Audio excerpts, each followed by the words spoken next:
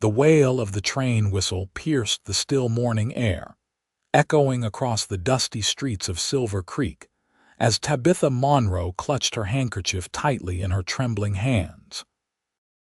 Tears streamed down her flushed cheeks, smudging the carefully applied rouge her mother had insisted upon for her journey to San Francisco, where a wealthy businessman twice her age awaited to make her his bride. There, darling," her mother soothed, patting Tabitha's arm with a practiced gentleness that felt more like restraint than comfort. "Mr. Weatherby is a fine match. You'll want for nothing." Tabitha's father stood stoically beside them, his jaw set firm beneath his neatly trimmed beard. The drought had ravaged their small ranch, and the bank was calling in their loans. This arrangement, this sacrifice, would save the family from ruin. "All aboard," the conductor called, his voice cutting through Tabitha's quiet sobs. Her mother pressed a final kiss to her forehead. "Remember your promise, Tabitha. Your father and I expect you to honor this commitment." The platform bustled with activity as porters loaded luggage and passengers hurried to find their seats. Tabitha allowed herself to be guided toward the train, her legs moving mechanically beneath her Sunday best dress, the one she'd sewn herself with dreams of wearing it to dances with young men her own age, not to meet a stranger who had purchased her future with promises of financial security. From across the platform, Jackson Reed watched the scene unfold, his keen blue eyes narrowing beneath the brim of his worn Stetson. At 26, the young rancher had seen his share of heartbreak in the harsh landscape of 1878 Colorado territory, but something about the young woman's evident distress stirred something within him. He recognized the Monroe family, good folks who'd fallen on hard times like many others, but he'd never paid much attention to their daughter before. Now, as he witnessed her being all but pushed onto the train, her resistance evident in every reluctant step, something inside him shifted. The girl, no. The woman was clearly being sent away against her will. Jackson adjusted his gun belt and strode purposefully across the platform, tipping his hat respectfully to Mr. and Mrs. Monroe as they turned away, their faces a mixture of resolution and regret. "Excuse me, folks," he said, his voice low but firm. "Might I have a word with your daughter before she departs?" Mrs. Monroe's eyes widened with alarm. "Mr. Reed, I'm afraid there's no time. The train it's about the Peterson place," Jackson improvised quickly. "There's been some confusion about the boundary line that affects your property. I need to confirm something with Miss Monroe since she helped with the survey last spring." Mr. Monroe hesitated, glancing at the train. "Can't it wait for a letter?" "Afraid not, sir." "Could mean the difference in several acres of grazing land for you." Jackson knew that dangling the prospect of more land would be irresistible to a struggling rancher. As expected, Mr. Monroe nodded reluctantly. "Make it quick, Reed." Jackson tipped his hat and bounded up the steps of the train, searching the passenger car until he spotted Tabitha seated alone by a window, her face turned away from the platform where her parents stood. "Miss Monroe," he said quietly, sliding into the seat across from her. Tabitha looked up, her tear-stained face registering confusion. "Mr. Reed, do you want to go to San Francisco?" he asked bluntly, his voice barely audible above the hiss of the steam engine preparing to depart. She blinked in surprise. "I what?" Simple question. "Do you want to go to San Francisco to marry a man you've never met?" Her lips trembled as fresh tears welled in her eyes. "No," she whispered, "but I have no choice. My family, there's always a choice," Jackson said firmly. He glanced out the window to ensure her parents weren't watching too closely, then leaned forward.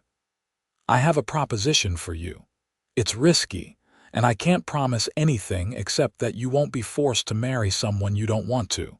But you need to decide right now."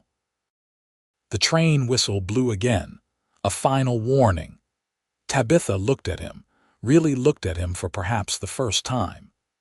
Jackson Reed had always been on the periphery of her awareness, a hard-working rancher with a reputation for fair dealings and quiet competence. Not the type to meddle in others' affairs, which made his current intervention all the more startling. "Why would you help me?" she asked, suspicion mingling with desperate hope in her voice. Jackson's expression softened slightly. "Because no one should be traded like cattle. Not even to save a ranch." The train lurched slightly as it prepared to pull away from the station. It was now or never. "What's your answer, Miss Monroe?" Tabitha drew a shaky breath, clutching her small traveling bag to her chest. 20 years of dutiful obedience warred with the sudden, fierce desire for self-determination. "Yes," she said finally. "Whatever your plan is, yes." Without another word, Jackson took her elbow and guided her swiftly to her feet. He grabbed her carpetbag with his free hand and steered her toward the door of the car, just as the train began to inch forward. "Now we run," he said, and practically lifted her down the steps onto the platform that was already beginning to slide past them. The sudden movement caught the attention of Tabitha's parents, who had been walking dejectedly toward the exit of the station.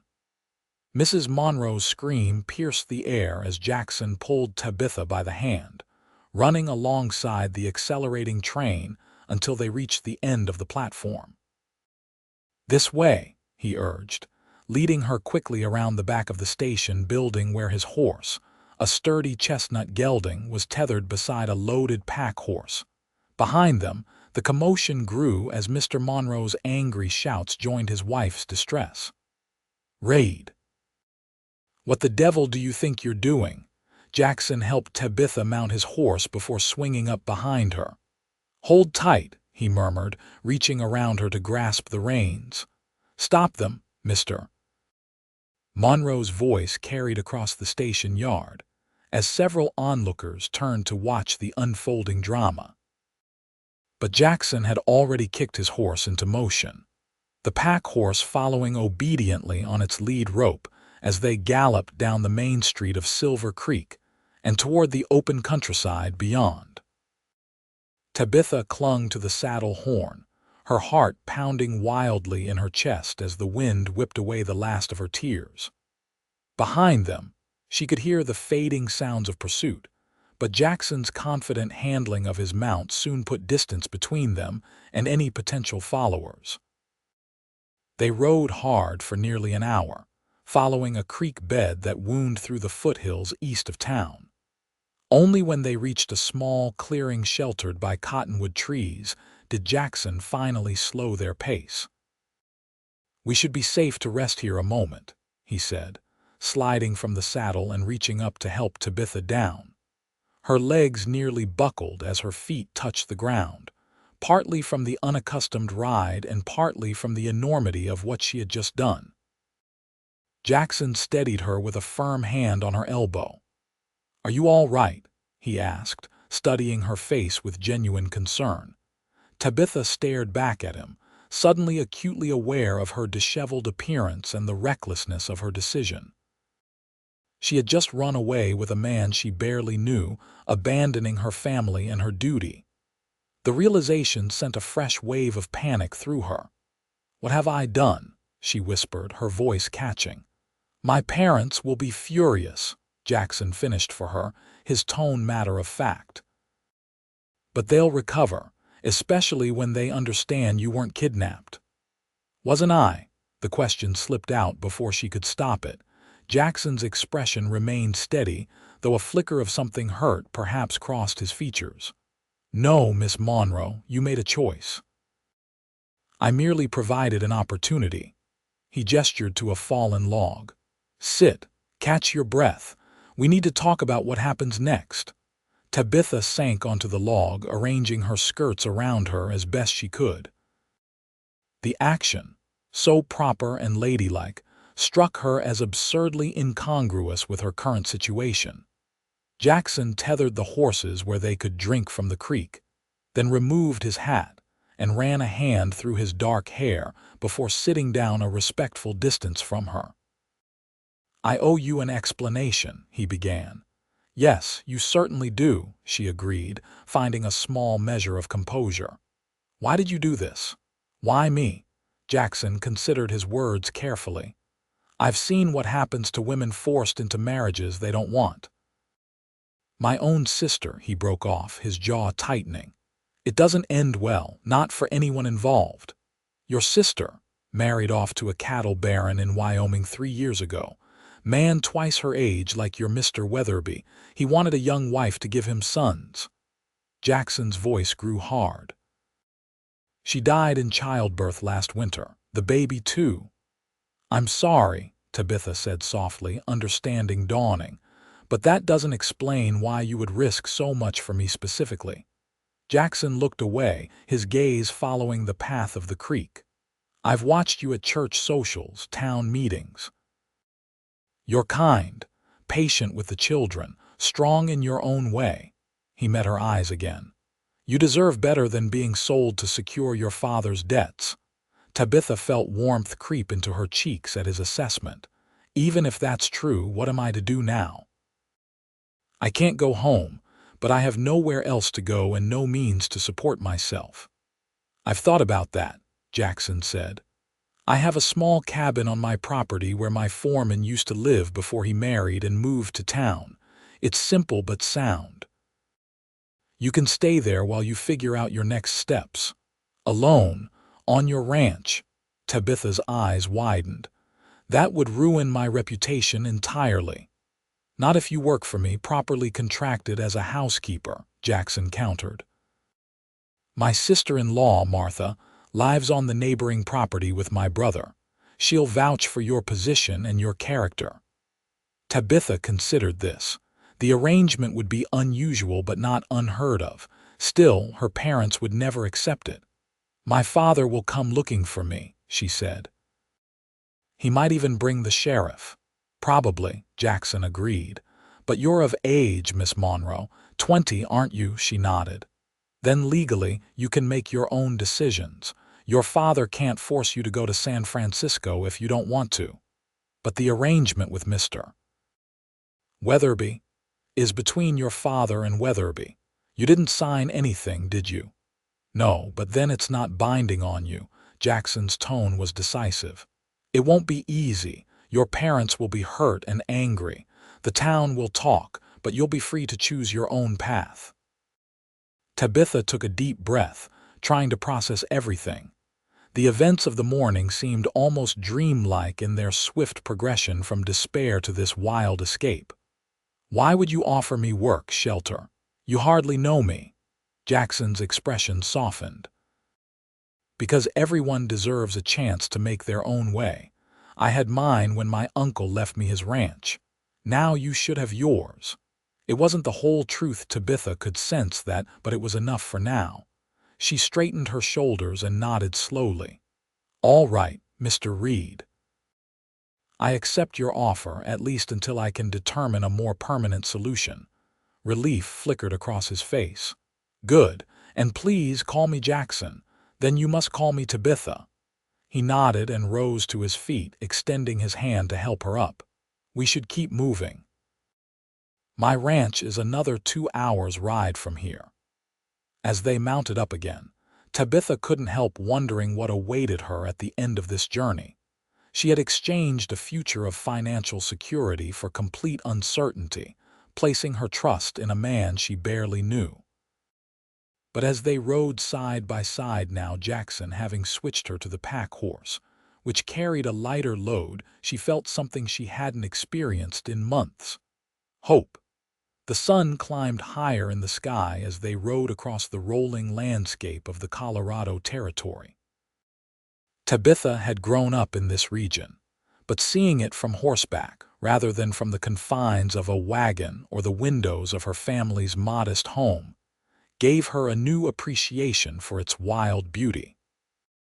The plains stretched out before them, dotted with sagebrush and occasional stands of pine, with the distant mountains rising majestically against the horizon. Jackson rode slightly ahead, scanning their surroundings with the habitual vigilance of a man accustomed to the potential dangers of the frontier. Occasionally, he would point out landmarks or wildlife, a red-tailed hawk circling overhead, a small herd of pronghorn antelope in the distance. "Have you lived here all your life?" Tabitha asked during one of their brief stops to rest the horses. Jackson nodded, offering her his canteen.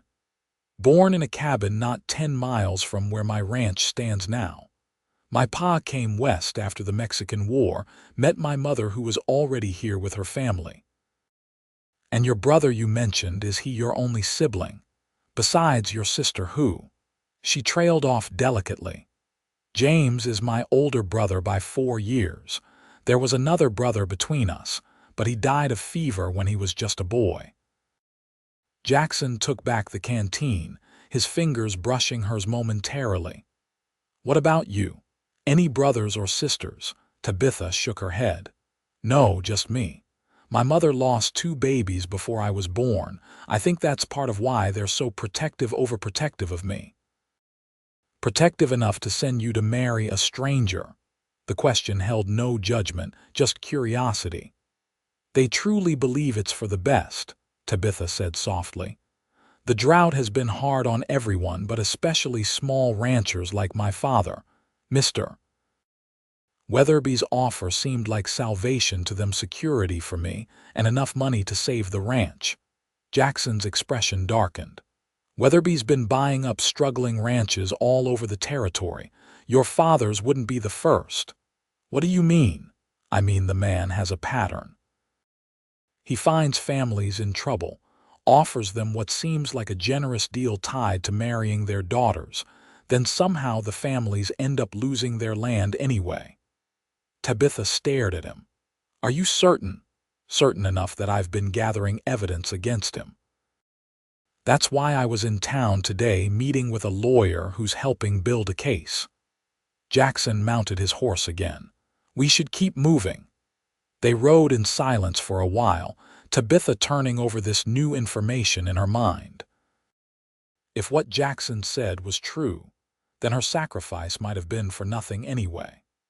The thought made her both angry and oddly relieved, angry at the deception, but relieved that her escape might have spared her family additional pain in the long run. As the sun began its westward descent, the landscape changed subtly. The grass grew thicker and the scattered trees became more numerous. They crossed a wider creek, its water running clear and swift over smooth stones.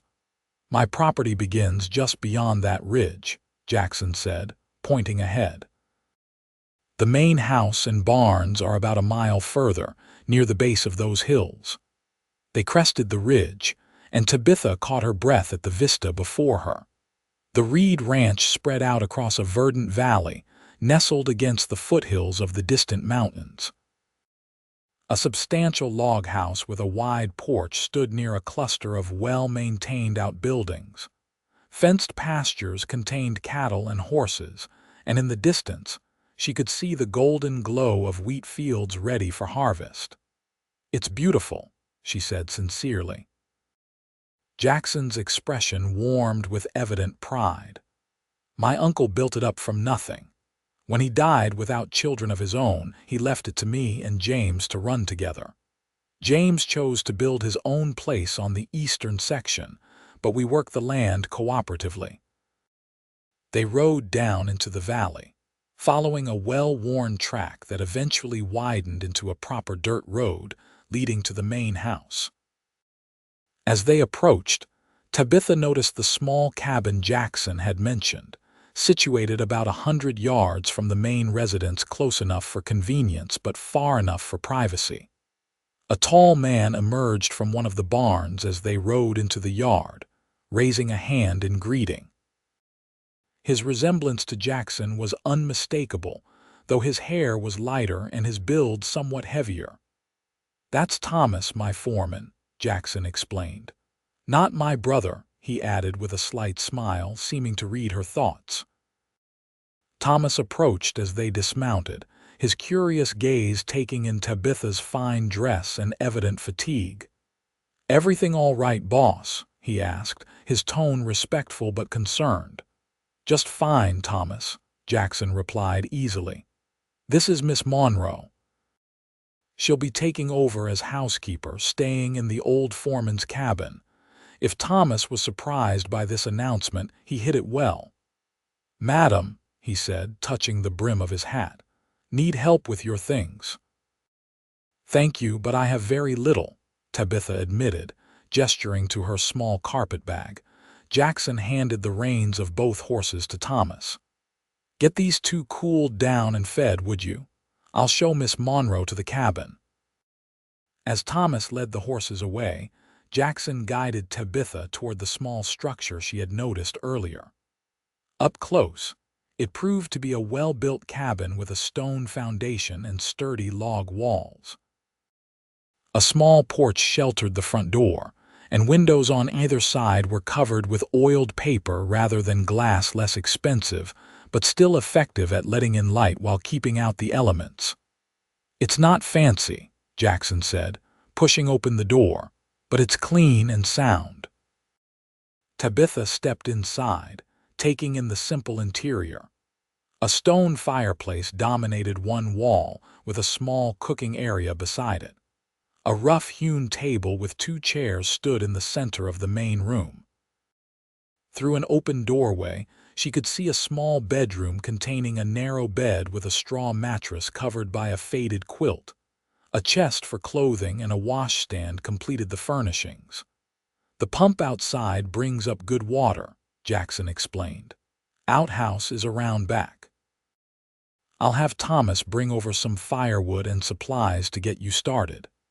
Tabitha set her bag on the table, suddenly overwhelmed by the reality of her situation. Hours ago, she had been headed for a life of material comfort, if emotional emptiness, in San Francisco. Now she stood in a frontier cabin with virtually nothing to her name except the clothes she wore and whatever few items she had packed for her journey. "I know it's not what you're used to," Jackson said quietly, misinterpreting her silence. "No, it's not that," she assured him quickly. "It's just everything has happened so fast. I'm trying to catch my breath." He nodded in understanding. "You should rest. I'll send Martha over tomorrow to help you get settled. She can bring some extra linens and whatever else you might need." "What exactly will my duties be?"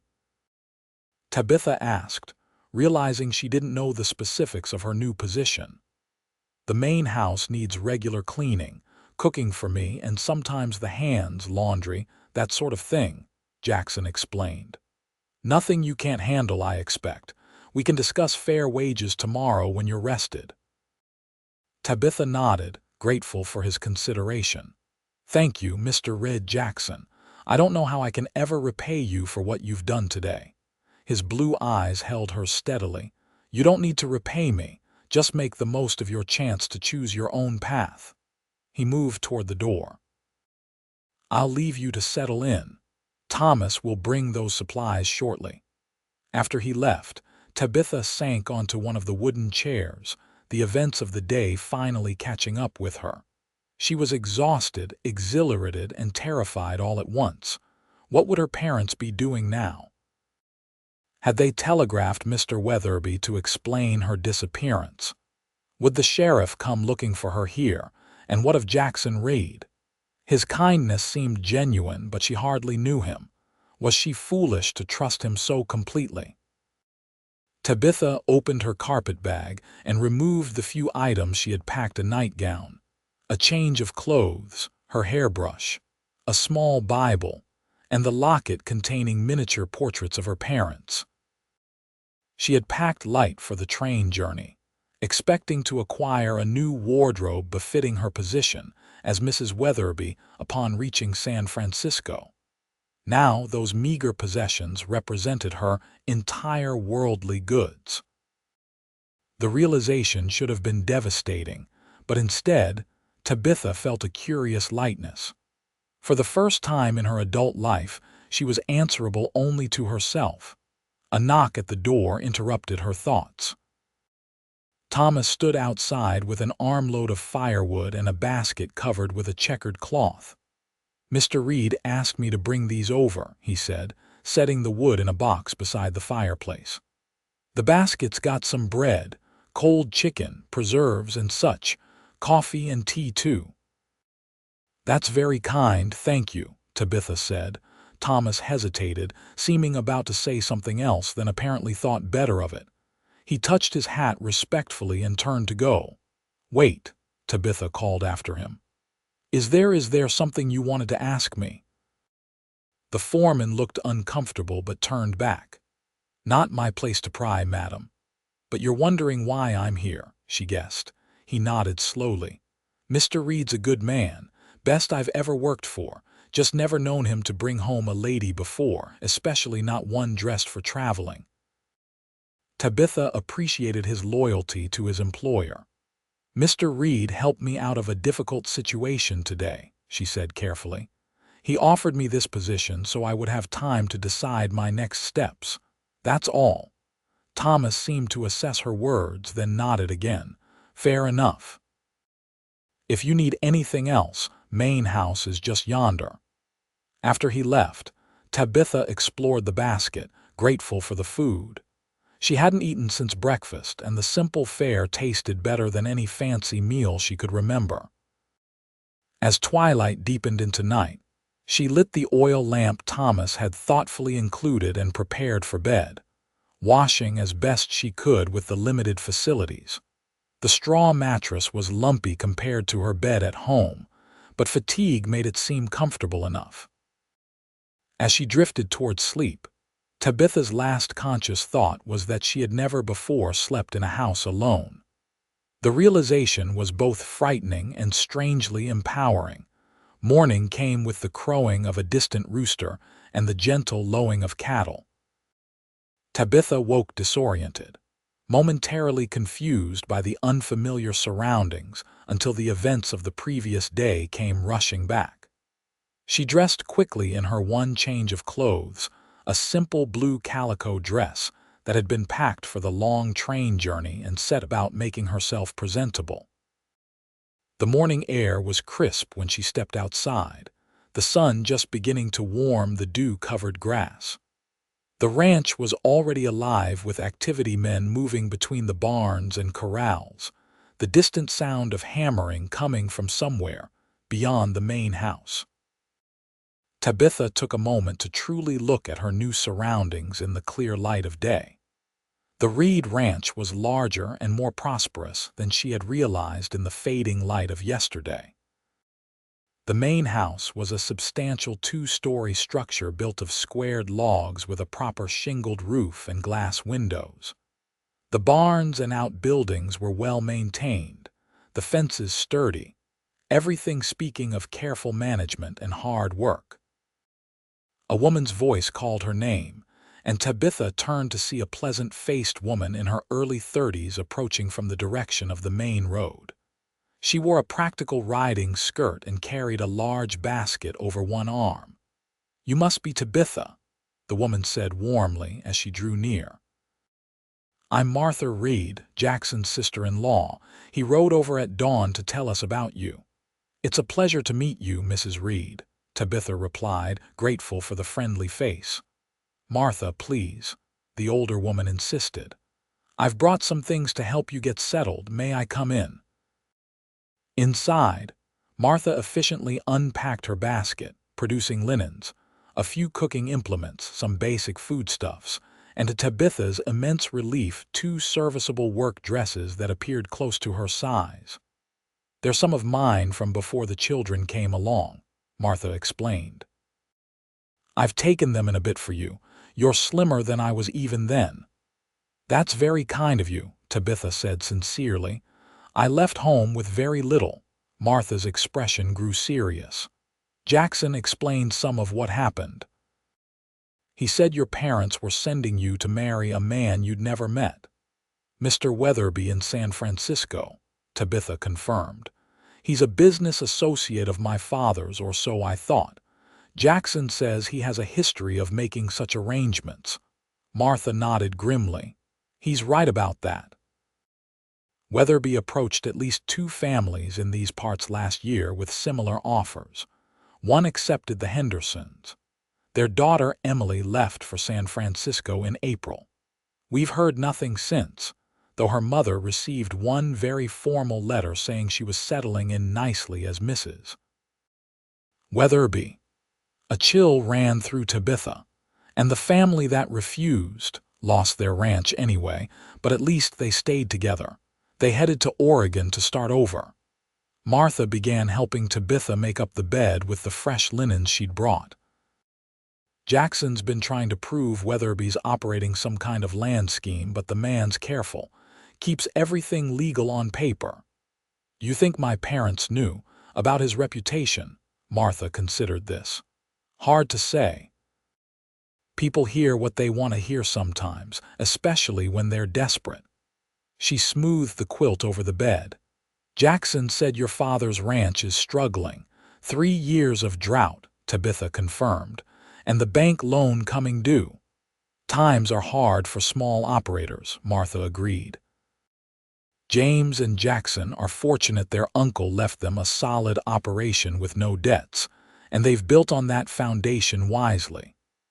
They finished with the bed and moved to the main room, where Martha showed Tabitha how to work the small cast iron stove for cooking. Now about your duties, Martha said briskly. Jackson's a bachelor, as you know, and while he's not slovenly, the main house could use a woman's touch. He's been managing with Thomas's wife coming in once a week for the heaviest cleaning, but she's expecting their 3rd child and can't manage it anymore. I'm happy to help, Tabitha said. Though I should warn you, I'm more accustomed to helping with ranch work than keeping house. My mother always said I was hopeless at domestic matters. Martha laughed. I doubt that, and even if it's true, you can learn. I'll help you get started today. The 2 women spent the morning at the main house, with Martha showing Tabitha the layout and explaining Jackson's simple routines. The house was larger than it appeared from outside, with 4 bedrooms upstairs, though only Jackson's was in regular use.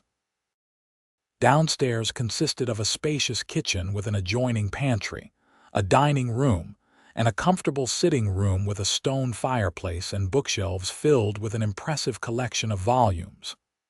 Jackson reads a great deal, Martha explained, noting Tabitha's interest in the books. His uncle educated him and James well beyond what most ranchers consider necessary. They both attended school back east for several years. This surprised Tabitha. Jackson spoke well and carried himself with confidence, but she had assumed, like most men in the territory, his education had been practical rather than formal. What about you?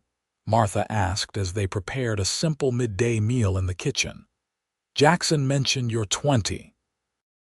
Yes, though I'll be 21 in December, Tabitha replied, slicing bread for sandwiches. I attended the school in Silver Creek until I was 18, then helped at home and with the ranch. Any particular skills or interests, besides ranch work? Martha's tone was conversational, but Tabitha sensed she was being assessed. I'm good with numbers. I kept the books for my father, and I enjoy teaching. I sometimes help the schoolmistress with the younger children. Martha nodded approvingly. Useful skills. The Territorial School Board is always looking for teachers, once you decide what you want to do long-term. The idea of teaching as a profession had never occurred to Tabitha. Women in the territory typically had 2 paths: marriage or spinsterhood, helping relatives. The notion that she might forge an independent life was both exhilarating and intimidating. Their conversation was interrupted by the arrival of Jackson and another man who could only be his brother. James Reed was taller than Jackson, with the same strong features but a more weathered face that suggested he spent even more time outdoors.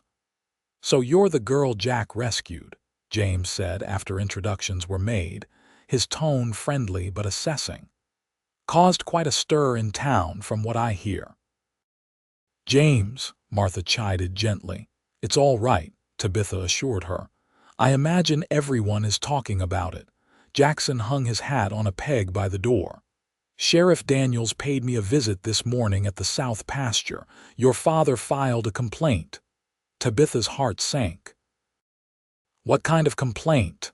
Kidnapping, Jackson said grimly, washing his hands at the kitchen pump. I explained the situation. Daniels knows me well enough to give me the benefit of the doubt, but he wants to speak with you directly to confirm you came willingly. Of course I'll speak with him, Tabitha said, though the prospect of facing an official representative made her stomach clench with anxiety. He's coming by tomorrow, Jackson continued, and he says your parents will likely be with him. The kitchen suddenly seemed too warm. Tabitha gripped the edge of the table for support. I see. Martha moved to her side. You don't have to see them if you don't want to. No, Tabitha said after a moment. I should. They deserve an explanation even if they won't accept my decision. James studied her with newfound respect. Brave girl.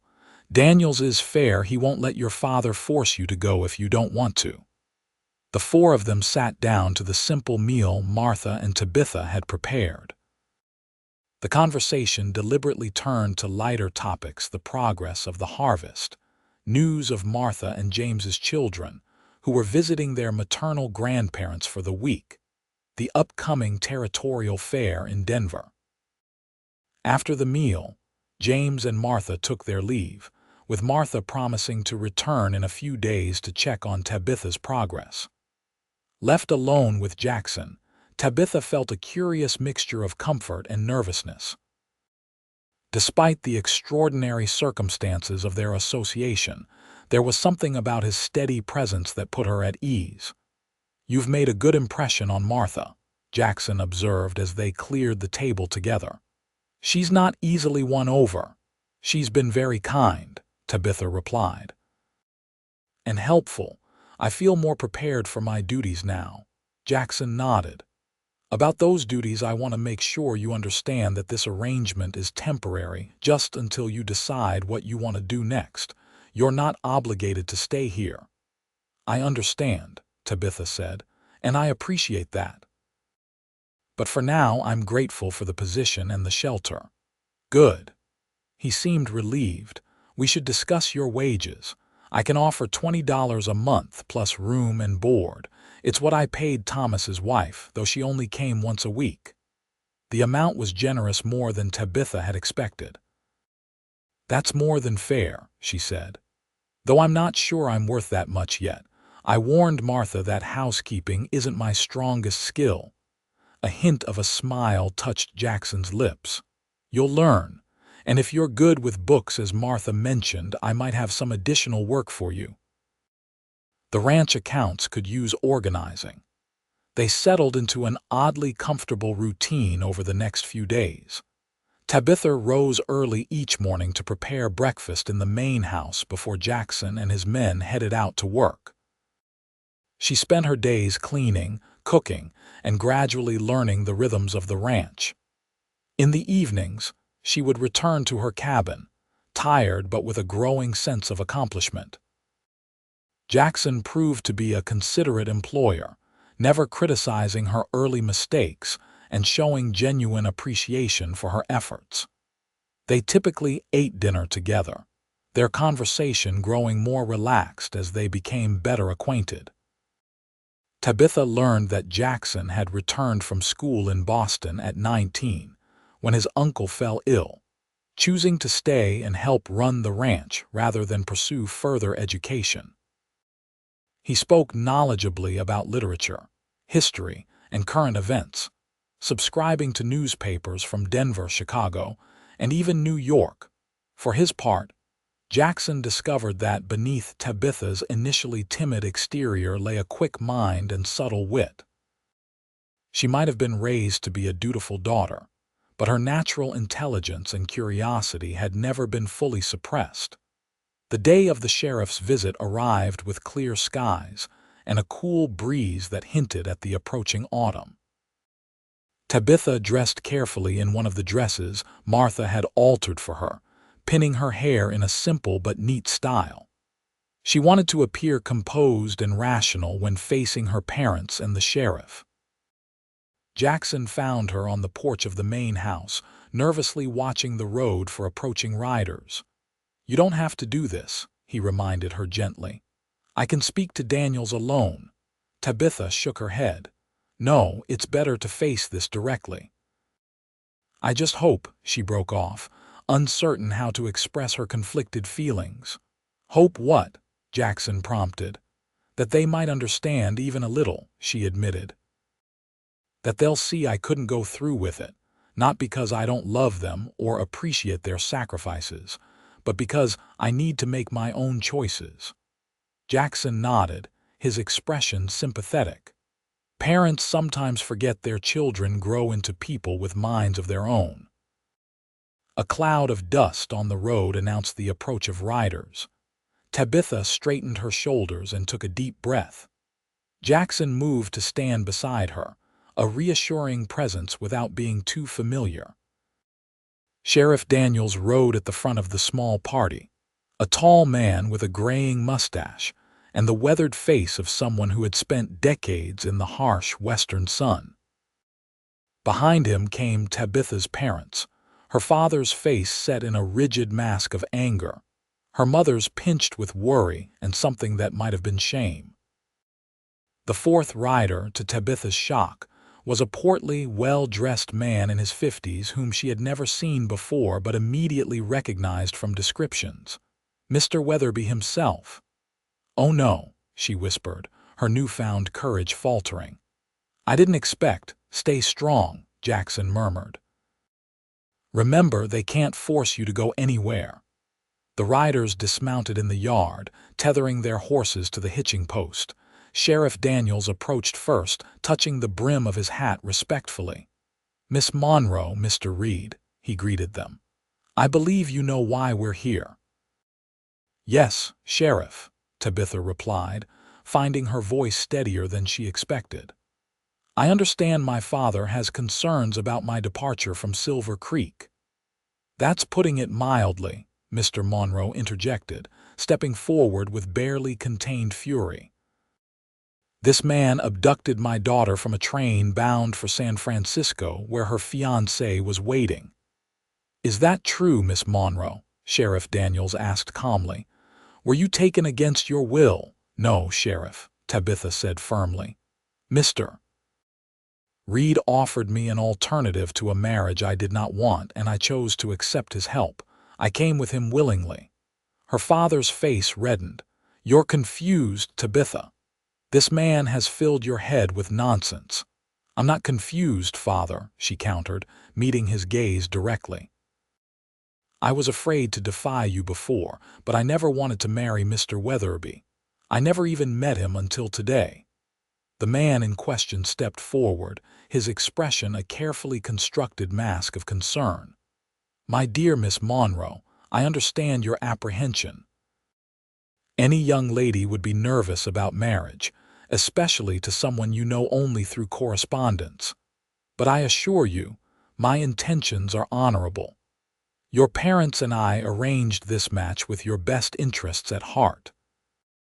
There was something oily about his manner that made Tabitha's skin crawl. She glanced at Jackson, whose jaw had tightened perceptibly at Weatherby's approach. "Mr. Weatherby," Tabitha said, turning back to the older man, "I appreciate your interest, but I must decline your offer of marriage. I'm sure you can find a more suitable wife elsewhere." "This is ridiculous," her father exploded. "Tabitha, you're coming home with us now. We'll sort this out there." "Actually, Mr. Monroe," Sheriff Daniels interjected, "your daughter is of legal age. If she says she's here voluntarily, I can't compel her to leave. She's been corrupted by this rancher." Mrs. Monroe spoke for the first time, her voice trembling with emotion. "Tabitha, please, think of your family, think of our future." The naked desperation in her mother's plea cut Tabitha deeply.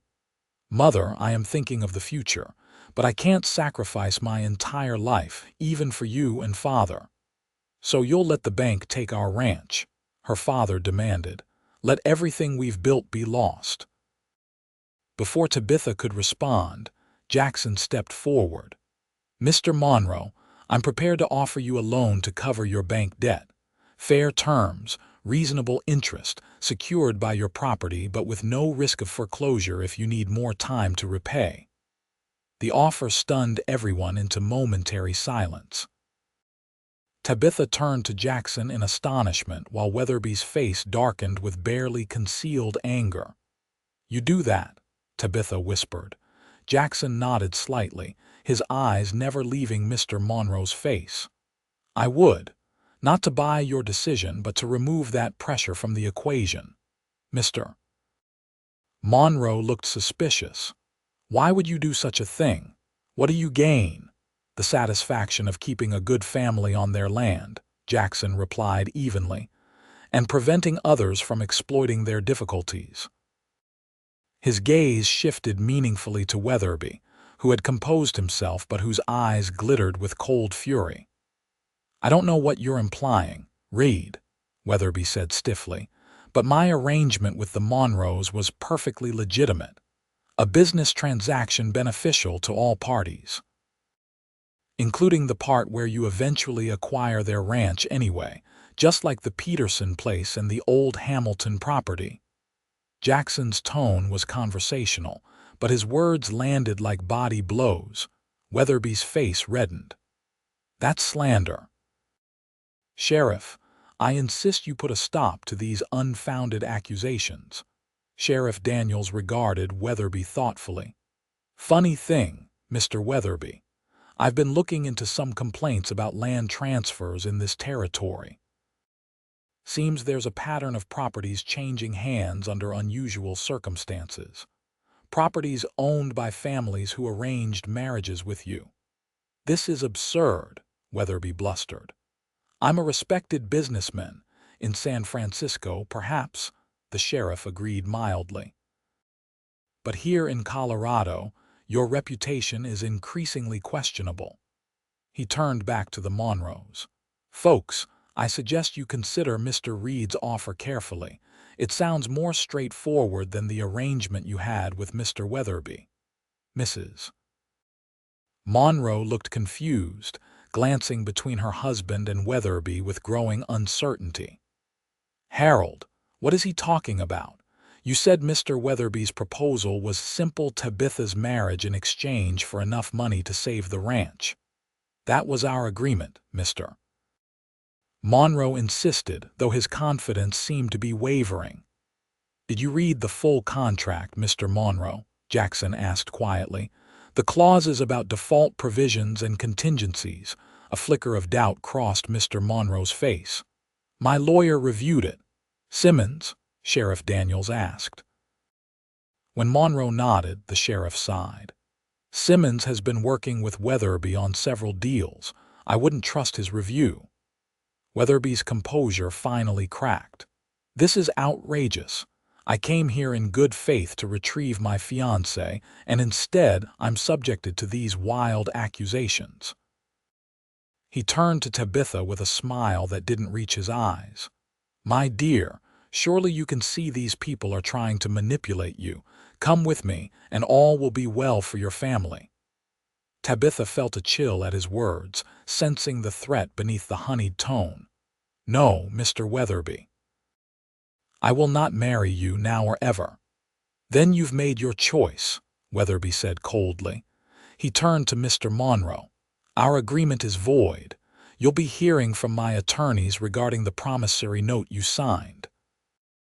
With that, he strode back to his horse, mounted with surprising agility for a man of his bulk, and rode off without a backward glance.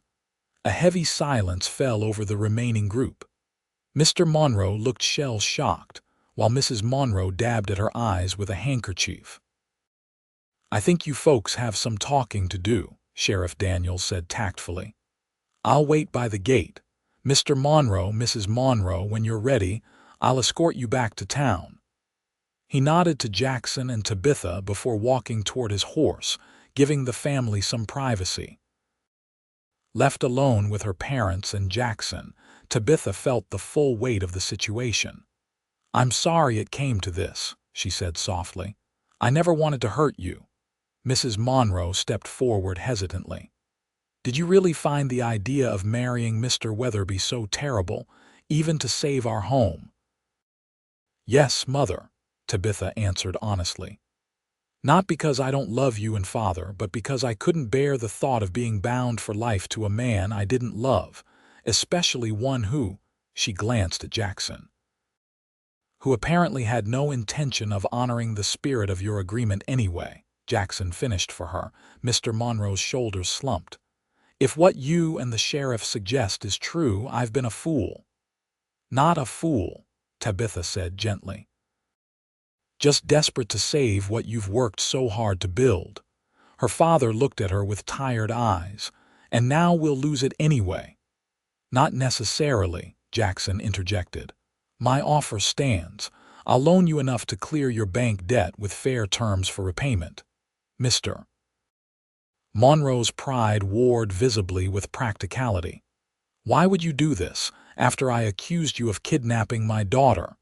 "Because it's the right thing to do," Jackson said simply.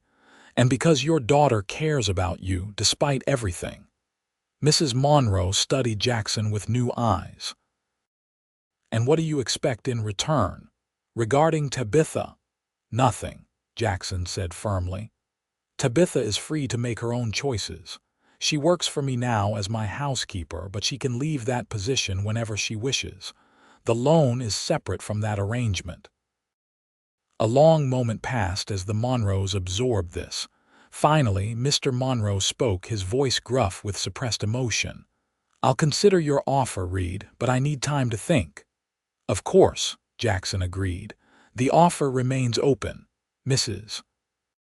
Monroe stepped closer to Tabitha, reaching out to touch her cheek tentatively. "Are you truly all right here? They're treating you well?" "Yes, Mother," Tabitha assured her. "Mr. Reed has been nothing but respectful and kind, and his sister-in-law Martha has been helping me adjust." "You could come home," her mother suggested hopefully. "Even without the Weatherby arrangement," Tabitha shook her head gently. "Not yet. I need this time to figure out who I am beyond being your daughter. Can you understand that?" Pain and reluctant understanding flickered across her mother's face. "I suppose I must try."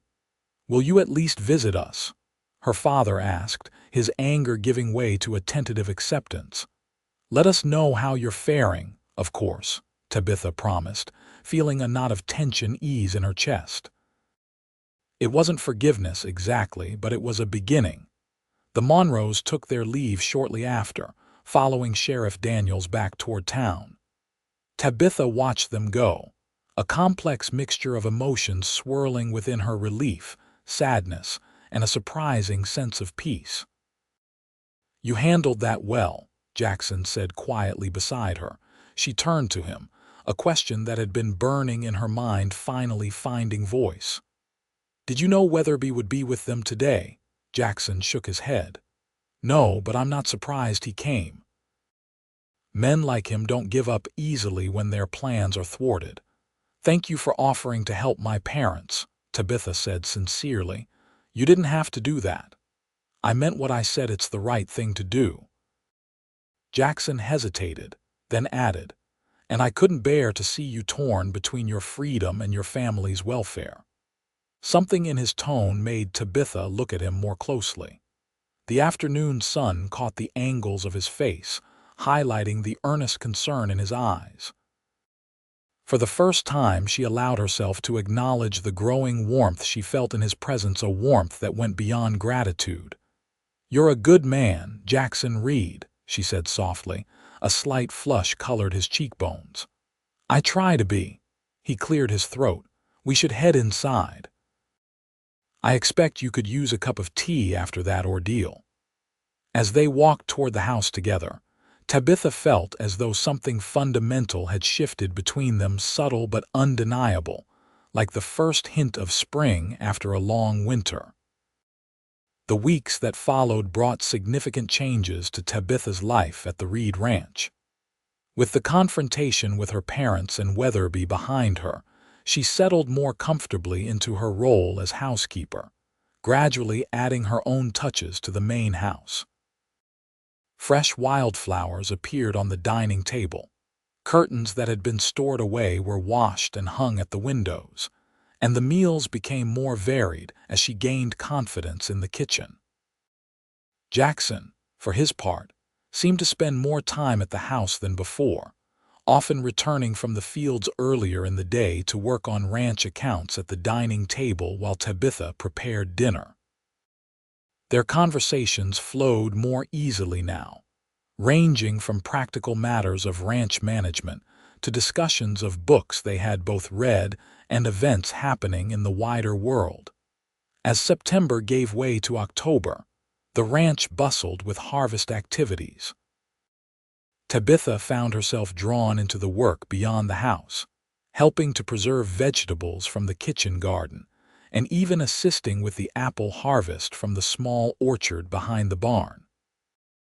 The physical labor was satisfying in a way her previous life had rarely allowed, and she discovered a competence that boosted her confidence. Martha visited regularly, becoming a true friend rather than merely a helpful acquaintance. One crisp afternoon in mid-October, the two women sat on the porch of Tabitha's cabin, enjoying cups of hot cider after a day spent making apple butter. "You've changed," Martha observed, studying Tabitha's face. "There's a steadiness in you that wasn't there when you first arrived." Tabitha considered this. "I suppose I have. It's strange I've only been here 6 weeks, but I feel more myself than I ever did before." "Independence will do that," Martha agreed. "Though I suspect it's not just the independence that's changing you." Tabitha felt a blush rise to her cheeks. "What do you mean?" Martha's smile was knowing. "Jackson's different too, lighter somehow, he smiles more." "We've become friends," Tabitha said carefully. "Just friends." Martha raised an eyebrow. Tabitha looked away, focusing on the distant mountains where the aspens glowed gold against the evergreens. "It would be inappropriate to think of anything more. I'm his employee." "An arrangement that could change," Martha pointed out gently, "if both parties wished it." Before Tabitha could respond, the sound of approaching hoofbeats drew their attention. Thomas rode into view, his expression urgent. "Miss Monroe," he called as he reined in his horse, "you're needed at the main house. Your father's here." Tabitha rose quickly, her heart racing. "Is something wrong?" "My mother, she's fine far as I know," Thomas assured her. "But Mr. Monroe seems mighty upset about something. Boss asked me to fetch you right away." Exchanging a worried glance with Martha, Tabitha hurried toward the main house, her mind racing through possibilities. Had Weatherby taken some action against her family? Had the bank called in their loan early? She found her father and Jackson in the sitting room, both men standing with tension evident in their postures. Mr. Monroe looked haggard, his normally neat appearance disheveled as though he had ridden hard to reach the ranch. "Father," Tabitha said anxiously. "What's happened?" Harold Monroe turned at the sound of her voice, his expression a mixture of anger and desperation. "Weatherby's lawyers filed papers to foreclose on our property.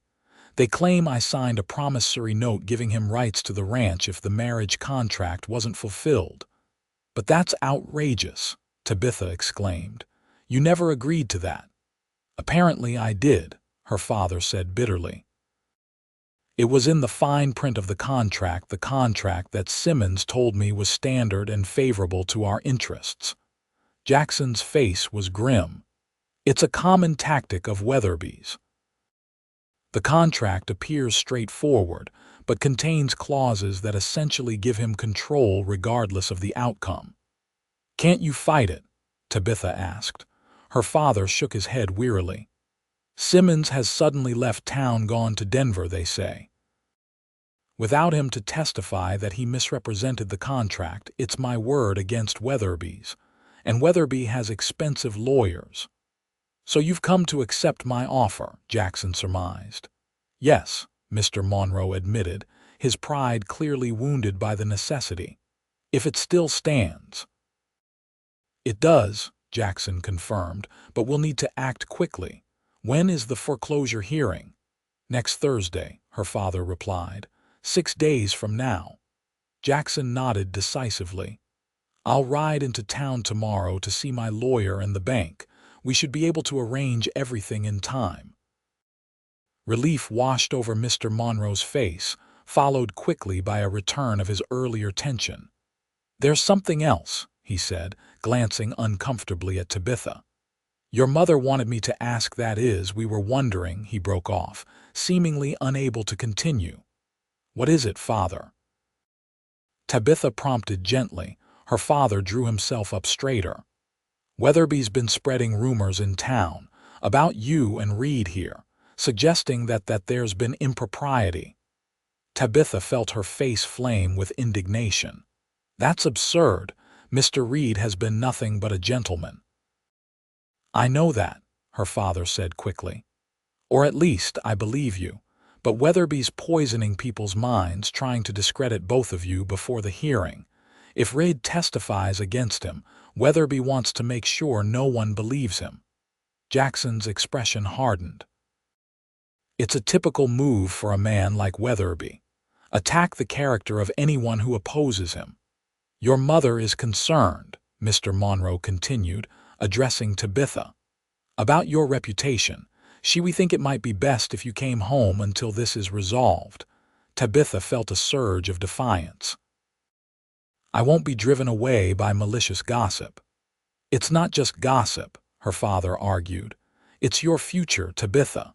Once a woman's reputation is damaged in a small community like ours, it's nearly impossible to restore. Jackson, who had been silent during this exchange, spoke up. Your father has a point, Tabitha, not about you leaving but about the potential damage. Weatherby knows exactly what he's doing. So what would you suggest? Tabitha asked, turning to him with frustration. That I hide away, run from his lies? No, Jackson said thoughtfully. But perhaps we need to give people something else to talk about. Something that makes his insinuations seem petty and vindictive rather than scandalous. What do you mean? Mr. Monroe asked. Jackson looked directly at Tabitha, his expression unreadable. I'm suggesting that maybe it's time to change your position here from employee to something else. Tabitha's heart skipped a beat as she realized what he was implying. Jackson, we could announce an engagement, he continued, his voice steady though his eyes betrayed his nervousness. It would explain your presence here, counter Weatherby's rumors, and potentially strengthen our position against him at the hearing. Mr. Monroe looked between them with growing understanding. You're proposing to my daughter, now, as a strategy. The timing is admittedly convenient, Jackson acknowledged, but the sentiment behind it is genuine. He turned back to Tabitha. At least on my part. The room seemed to tilt slightly as Tabitha processed his words, a proposal not romantic or planned but practical and sudden. Yet he had said the sentiment was genuine. Did that mean? I think I should leave you two to discuss this, her father said, moving toward the door with unexpected tact. I'll wait outside. When they were alone, Tabitha found her voice. Did you just propose to me as a legal strategy? Jackson ran a hand through his hair, looking suddenly younger and less certain. I'm making a mess of this, aren't I? He took a step toward her. The truth is, I've been thinking about how to tell you, how to ask you for weeks now. Your father's news just forced my hand. Thinking about telling me what? Tabitha asked, though her heart already knew the answer. That I'm falling in love with you, Jackson said simply. That watching you build a life here, seeing your strength and determination, has made me realize how empty this house was before you came. That I don't want you to be my housekeeper anymore, I want you to be my partner. My wife. The directness of his declaration took her breath away. There was no flowery language, no dramatic gestures, just honest words spoken from the heart. "This isn't how I planned to ask you," he continued, taking another step closer. "I wanted it to be special, not prompted by Weatherby's schemes and your father's concerns. But perhaps there's a kind of rightness to it. Our beginning wasn't conventional either." Tabitha's mind raced. It had only been 6 weeks since that fateful day at the train station. Was that enough time to know one's heart? Yet as she looked at Jackson, his steady gaze, the nervous set of his shoulders, the genuine emotion in his eyes, she knew her own feelings with sudden clarity. "If we did this," she said slowly, "would it be real? Not just for appearance's sake or to thwart Weatherby." "It would be the most real thing I've ever done," Jackson answered without hesitation. "I'm not asking you to marry me tomorrow. We can have a proper engagement, take time to be sure. But I am asking you to consider a future with me, starting now." Tabitha moved toward him until only inches separated them. "I've never been courted properly," she said softly. "Never been taken to dances or on picnics or any of the things young couples do." "We can do all of those things," Jackson promised. "I'll court you properly during our engagement, even if it happens in an unusual order. And if I decide after this courtship that we don't suit, then you'll be free to go with my blessing and enough money to start whatever life you choose." His expression was serious. "I want a wife who chooses me freely, Tabitha, not one who feels trapped by circumstances, even if those circumstances include an engagement." The sincerity of his words touched her deeply. This was no Weatherby, seeing her as a means to an end. This was a man offering his heart openly, accepting the risk of rejection. "Ask me properly," she whispered. Understanding dawned in his eyes. Jackson took her hand gently in his and, to her surprise, knelt before her. "Tabitha Monroe, I may have known you only 6 weeks, but in that time you've shown me what it means to be brave, to stand for your own truth even when it's difficult. I admire your mind, your spirit, and your kindness. I'm asking you now, not because of Weatherby or rumors or legal strategies, but because I want to share my life with you. Will you do me the honor of becoming my wife?" Tears welled in Tabitha's eyes, but unlike the tears she had shed on the train platform 6 weeks ago, these were born of joy rather than despair. "Yes," she said, her voice clear and certain. "Yes, I will." Jackson rose and, with a tenderness that made her heart swell, drew her into his arms for their first embrace. When his lips met hers in a gentle kiss, Tabitha felt as though all the uncertainty of the past weeks dissolved into a single moment of perfect clarity. They broke apart at the sound of a throat being cleared. Mr. Monroe stood in the doorway, his expression a mixture of embarrassment and satisfaction. "I take it you've reached an agreement," he said dryly. Tabitha blushed but didn't move from Jackson's side. "Yes, father. Jackson has asked me to marry him, and I've accepted." To her surprise, her father's face softened into a genuine smile. "Well then, it seems I'll be paying off my loan to my future son-in-law." He crossed the room and extended his hand to Jackson. "Take care of her, Reed. She deserves the best." "I know she does," Jackson agreed, shaking his hand firmly. "And I'll spend my life trying to be worthy of her." The engagement of Jackson Reed and Tabitha Monroe spread through Silver Creek like wildfire, effectively countering Weatherby's rumors with a much more compelling narrative. The story of the young rancher who had rescued a reluctant bride only to fall in love with her himself captured the romantic imagination of the community, particularly when it became known that Jackson was helping the Monroe family keep their ranch. The foreclosure hearing the following Thursday became something of a public spectacle. Weatherby arrived with his expensive lawyers, confident in his legal position. only to find himself facing not just the Monroes and Jackson, but Sheriff Daniels and Judge Hollister, who had been quietly investigating Weatherby's land dealings for months. The promissory note was invalidated when the judge determined it had been obtained through deliberate misrepresentation, and Weatherby left town in disgrace, his schemes exposed for all to see. The Monroe's ranch was saved, with Jackson's loan providing them the opportunity to rebuild their herd and restore their finances over time. In the weeks that followed, true to his word, Jackson courted Tabitha properly. They attended church socials together, rode across the ranch lands on fine autumn days, and spent evenings by the fire discussing books and dreams. Tabitha moved back to her parents' home during the engagement period, a concession to propriety that seemed sensible now that her future was decided. As winter settled over the Colorado territory, bringing snow to the mountains and quiet days perfect for planning, Tabitha discovered the joy of being chosen for herself rather than for family obligation.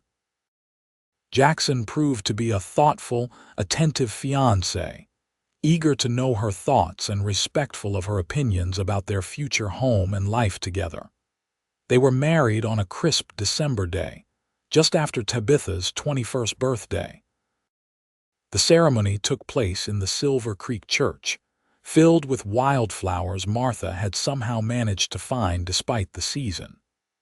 Tabitha wore a gown of ivory satin that her mother and Martha had worked on together, a symbol of the healing that had taken place between Tabitha and her parents. As they spoke their vows before the community that had witnessed both their unusual beginning and their genuine courtship, Tabitha felt a profound sense of rightness. This was no arrangement made by others for practical reasons.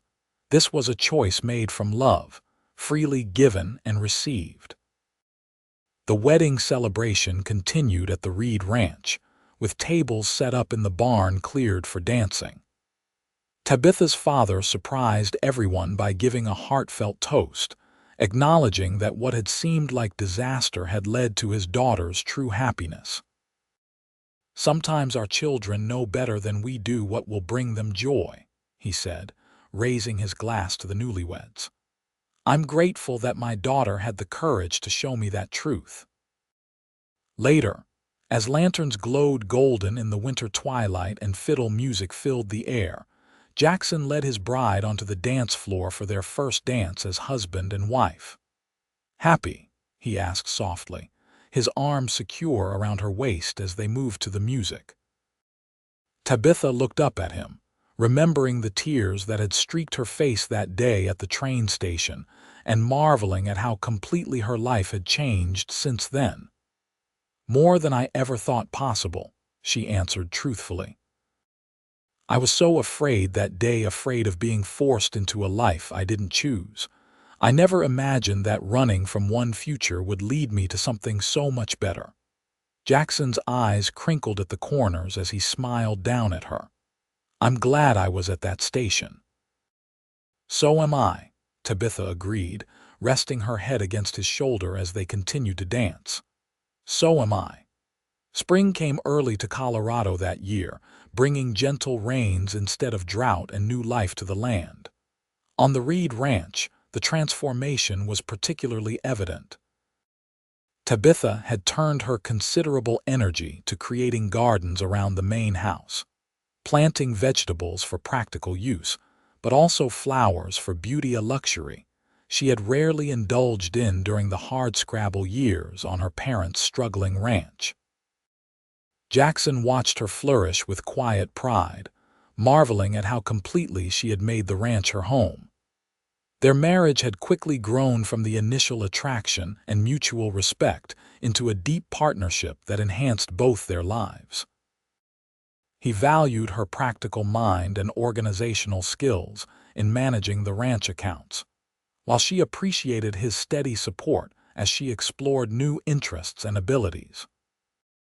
One warm April evening, as they sat on the porch watching the sunset paint the distant mountains in shades of gold and pink, Jackson reached over to take her hand. "I have something for you," he said, reaching into his pocket. He handed her a small velvet pouch. Curious, Tabitha opened it and tipped the contents into her palm, a delicate gold locket on a fine chain. "Open it," Jackson encouraged. Inside were two miniature portraits, one of Jackson and one of her, expertly painted by an artist who had recently visited from Denver. "It's beautiful," Tabitha breathed, touched by the thoughtfulness of the gift. "I remember that locket was one of the few things you brought with you that day," Jackson explained. "The one with your parents' portraits. I thought you might like one of our own family now." Tabitha looked up at him, her eyes shining. "Our family," she repeated softly. "Speaking of which, I have something to tell you too." Jackson's brow furrowed slightly. "Is everything all right?" "Everything is perfect," she assured him, taking his hand and placing it gently over her still flat stomach.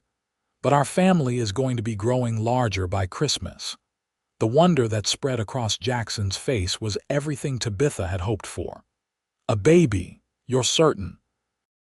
She nodded, her own joy mirrored in his expression. "Dr. Bennett confirmed it yesterday when I went into town." Jackson pulled her into his arms, holding her as though she were made of the most precious glass. "I love you," he whispered against her hair. "Both of you." As twilight deepened around them, Tabitha thought about the journey that had brought her to this moment.